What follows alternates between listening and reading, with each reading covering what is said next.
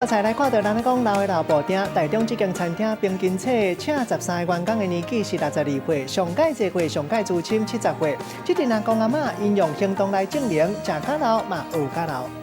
人讲食一岁学一归，人老是另外一段人生过程的开始。伫咧这间食堂内底，这阵阿公阿嬷因用行动来证明，人生70才拄啊开始尔。我觉得人的心境是很重要，因为每一天你只要过得快乐，人生就是过得快乐，过得精彩，你的一辈子就会非常的开心。我要做我自己生命中的主人，也希望能够成为别人生命中的贵人，所以对老来讲，我就有更多的经验，然后可以跟大家分享。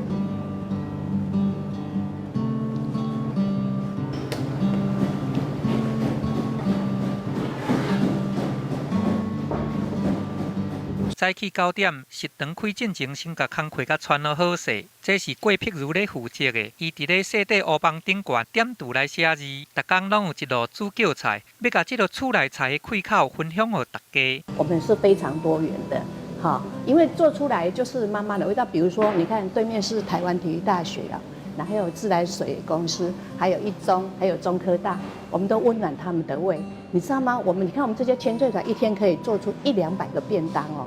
有没有很厉害？糖醋腰内肉、炒青菜，还佫有日本两煎，这个家常料理一个芳酱岛，会使讲是比山珍海味更较有滋味。伫咧换灶的是这个62岁的如国伟，伫咧灶卡内底，大家拢喊伊一声老大的。老大，看来本当是42个，2个数的40分2数好。对化水会惊动的商场，到食堂的刀子，这个叫嚣的转换，伊嘛是拢真自在。一工徛4-5点钟久，徛到骹酸肿骹重，嘛拢无咧化忝。还好啦，因为我以前当兵的时候还站更久，所以站这一点时间，大概我还可以应付。来做料理，这回高年级的实习生，因安尼翻头骨力过来做，人生真正是永远拢袂伤慢。若是欢喜做，甘愿受，逐工拢是新的开始。记者综合报道。